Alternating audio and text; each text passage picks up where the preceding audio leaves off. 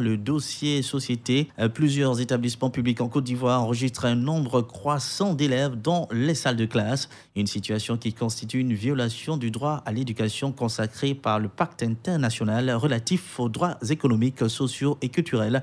Sorosita nous en parle dans ce dossier. Romaric Ndri est scolarisé dans un lycée d'enseignement public de la commune de Yopougon. En classe de 4e, cet élève supporte difficilement l'ambiance qui prévaut dans sa salle de classe. Au nombre de 70 élèves chaque jour, c'est une lutte permanente pour se trouver des tables bancs. Dans la classe, nous sommes 60. Il fait chaud, le bavardage, on n'arrive même pas à comprendre les cours, tout le monde bavarde. Donc ça fait qu'en ce moment, on s'assoit 3-3. Si un bon, ça s'assoit 3-3. Surtout les filles.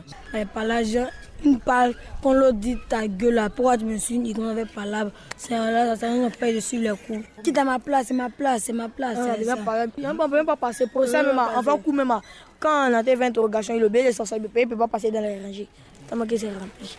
Comme Romaric, Cédric est en classe d'examen. Il suit les cours dans une salle pléthorique dans la commune d'Adjamé. La chaleur, les disputes, le manque de concentration est le lot quotidien de ses élèves.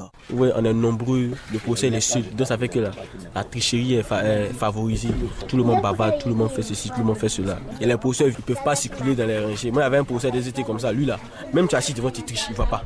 Depuis bien longtemps, l'enseignement primaire et secondaire en Côte d'Ivoire fait face à plusieurs problèmes, notamment les salles de classe exiguës, l'insuffisance des tables bancs, le nombre pléthorique d'élèves. Cela oblige certains à suivre les cours dans de très mauvaises conditions, impactant ainsi le rendement scolaire qui se montre de plus en plus faible. Cette situation les expose ainsi aux risques sanitaires car l'on retrouve parfois 70, 80 voire 100 élèves dans une même salle de classe. Philomène, professeur de lycée, témoigne. Vraiment, le nombre pléthorique, ça nous fatigue beaucoup. Nous sommes obligés de faire des évaluations, quel que soit le nombre des élèves.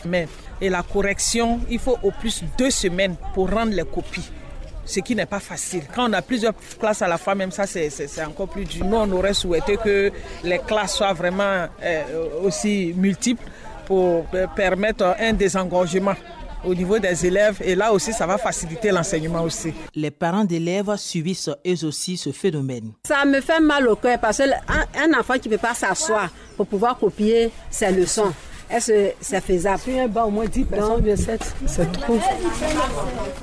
Souvent, il y a d'autres qui viennent chercher un tabouret pour aller s'asseoir.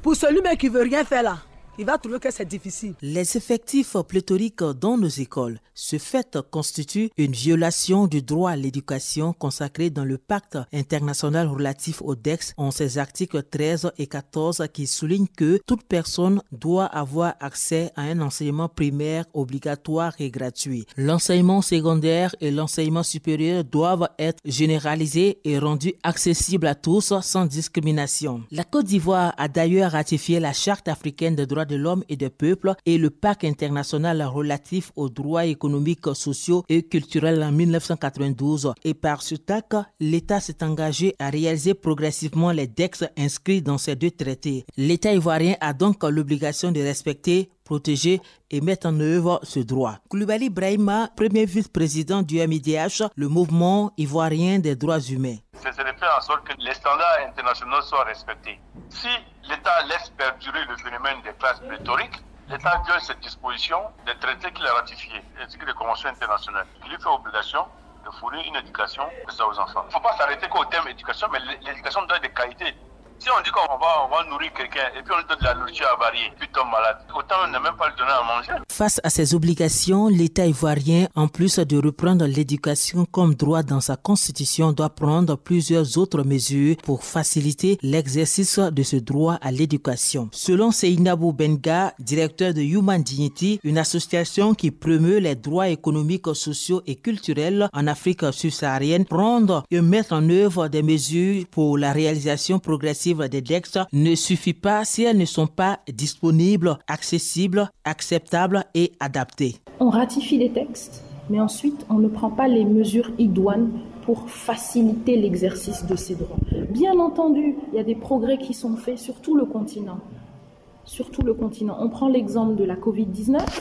Beaucoup de mesures ont été prises pour assurer un minimum pendant la crise. Ça, c'est une partie de ce qu'on appelle le droit à la protection sociale. Donc, je ne dis pas que rien n'est fait, mais des progrès peuvent être faits encore. Les choses peuvent être améliorées. La disponibilité résulte dans le fait d'avoir des infrastructures nécessaires. L'accessibilité prend en compte la proximité des établissements scolaires et l'acceptabilité d'un enseignement qui s'adapte aux besoins des populations. D'après le cadre d'analyse des textes, on remarque que la mise en œuvre de ce droit continue à poser un problème de disponibilité suite à l'insuffisance des salles de classe convenables et des tables bancs. L'État ivoirien est donc tenu de prendre des mesures urgentes et appropriées pour l'amélioration des conditions des études des élèves afin de leur permettre de jouir pleinement de leurs droits à l'éducation tels que consacrés dans le PIDEX et la Constitution ivoirienne. Radio Côte d'Ivoire, Abidjan